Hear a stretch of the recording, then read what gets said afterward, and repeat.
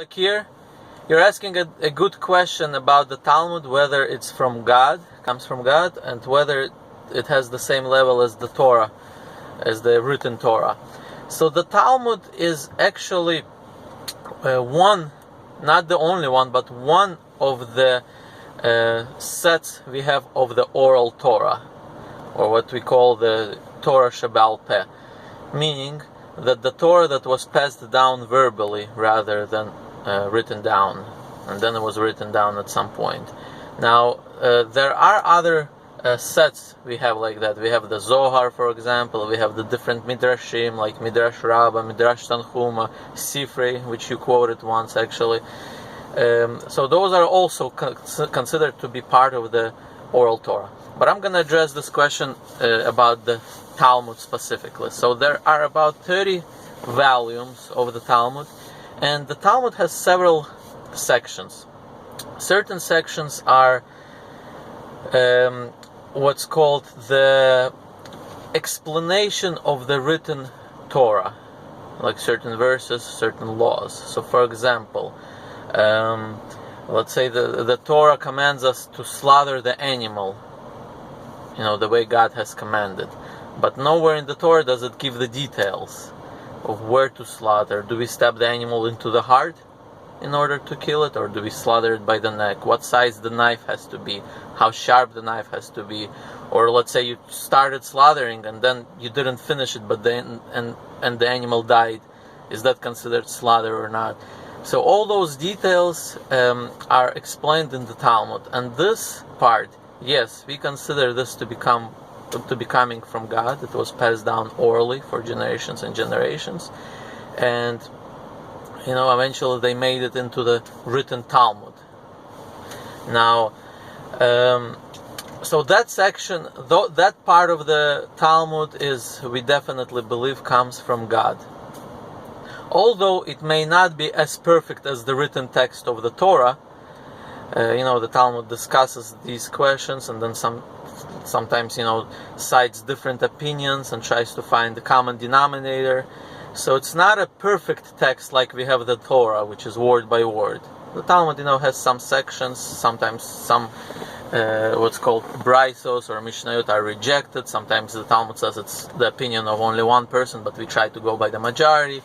So that's that part of the Talmud. Now then there is another part of the Talmud which has the rabbinical decrees. Now that part of the Talmud did not come directly from God. And what do I mean by those rabbinical decrees? For example, the Torah commands us to do certain, to keep the commandments, right? We have 613 commandments from the Torah, just from the Torah.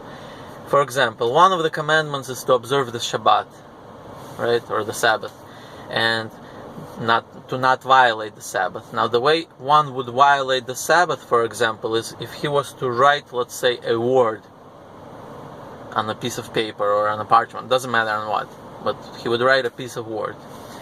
Now, that's the Torah violation. Now, what did the rabbis do? The rabbis made an additional decree to that violation. What's the decree? That a Jew should not lift a pen or not carry a pen in his hand or anywhere on the Sabbath.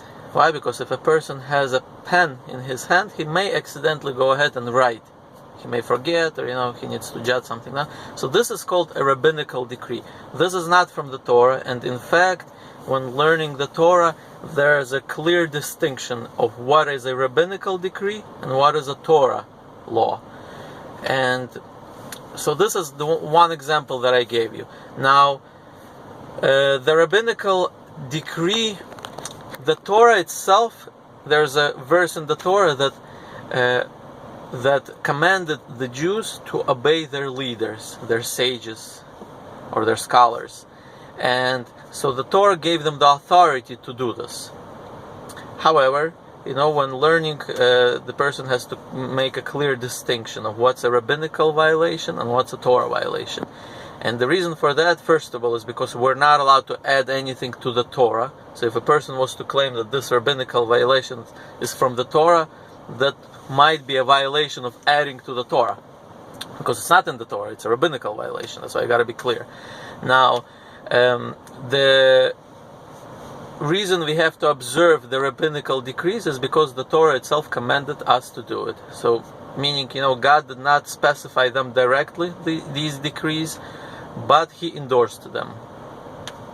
So this is that section of the Talmud. Then there is another section of the Talmud, and that section is basically some historical records that happened throughout, the history of the Jewish people. So, for example, like you mentioned once actually about the King Herod, how the sages came to him and called him our brother.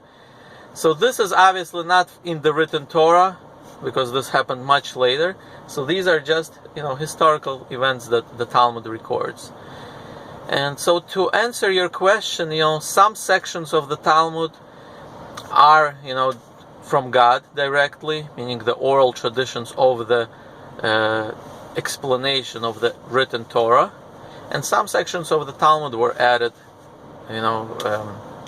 throughout the history and by rabbis. And now, as far as those sections of the Talmud that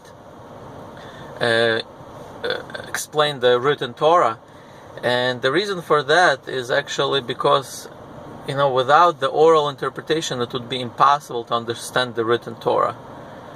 For example, the Torah commands us to circumcise our sons on the 8th day. But nowhere in the Torah does it say exactly what to cut. I mean, we're used to thinking of the word circumcise, exactly what it is. But in the Torah, actually, it just says to cut off the extra piece. What's the extra piece? Maybe we're supposed to cut off a piece of ear of, who knows. So that's where the oral Torah comes in and gives us the details.